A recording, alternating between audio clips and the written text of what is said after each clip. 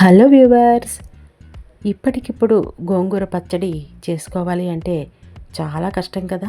అప్పటికప్పుడు గోంగూర తెచ్చుకోవాలి, వేయించుకోవాలి, అన్ని రకాలు చేసుకోవాలి. అప్పటికి కానీ గోంగూర పచ్చడి మనకి తినడానికి అవదు. కానీ ఇలా మనం నిల్వ చేసుకుంటే మాత్రం ఎప్పటికప్పుడు రాత్రి అయితే రాత్రి, ఉదయం అయితే ఉదయం, ఎప్పుడు కావాలంటే అప్పుడు పచ్చడి రెడీ చేసుకోవచ్చు. అలాగే పప్పులో వేసుకోవచ్చు, పులుసులా పెట్టుకోవచ్చు, అలాగే గోంగూర రైస్ చేసుకోవచ్చు, గోంగూర పులిహార చేసుకోవచ్చు. ఎలాగైనా సరే ఇలా నిల్వ చేసుకుంటే ఏ రకంగా అయినా సరే చేసుకోవచ్చు. అది ఎలాగో చూస్తారా మరి?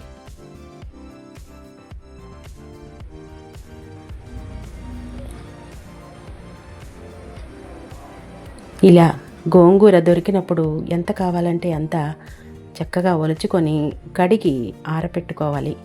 ఆరపెట్టుకున్న తర్వాత బాగా వేయించుకొని ఇలా స్టోర్ చేసుకుంటే మనకి ఎప్పుడు కావాలంటే అప్పుడు కావలసినంత గోంగూర మిశ్రమాన్ని తీసుకొని అందులో పోపులు వేసుకొని చక్కగా పచ్చడి చేసుకోవచ్చు. ఇలా మూకుడులో నూనె వేసుకొని ఎంత పడితే అంత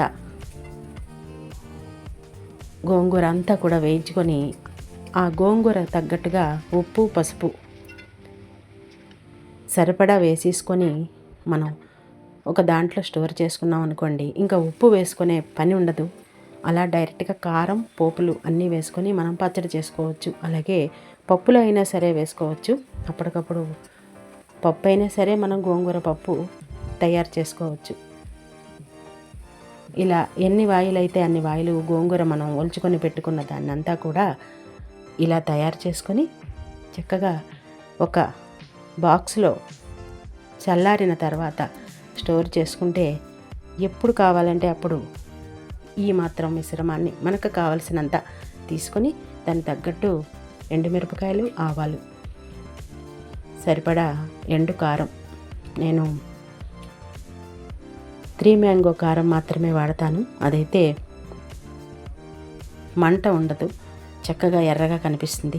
అలాగే మనకు కావాల్సిన వెల్లుల్లిపాయలు, చిన్న వెల్లుల్లిపాయలు అయితే డైరెక్ట్గా వేసుకోవచ్చు. పెద్ద వెల్లుల్లిపాయలు తీసుకున్నాను కాబట్టి నేను కొద్దిగా దాన్ని చితక్కొట్టుకున్నాను, కొద్దిగా మ్యాష్ చేసి పోపులో వేసుకున్నాను. పోపు బాగా వేగిన తర్వాత మనం ఎంత కావాలనుకున్నామో ఆ పచ్చడిలో తీసి పెట్టుకున్న సరిపడా కారం, మీకు కావాలంటే ఇంకా కారం కలుపుకోవచ్చు. ఆ కారాన్ని గోంగూర మిశ్రమం మీద వేసుకోవాలి. బాగా వేగిన పోపు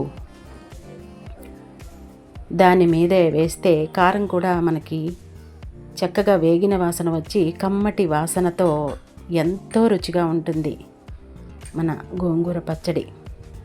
ఇప్పుడు ఆ వేగిన పోపు ఆ ఎండు కారం మీదే అలాగా వేస్తే ఆ నూనె, మరుగుతున్న నూనె కారం మీద వేస్తే కారం కూడా వేగినట్టు అయ్యి చాలా కమ్మటి వాసన వచ్చి చాలా కమ్మదనాన్ని ఇస్తుంది పచ్చడికి. ఇప్పుడు బాగా కలుపుకొని వేడివేడి అన్నంలో చక్కగా నువ్వుల నూనె కానీ వేరుశనగ నూనె కానీ వేసుకొని అన్నం కలుపుకొని తింటే ఉంటుంది కదా, చాలా చాలా చాలా రుచిగా ఉంటుంది.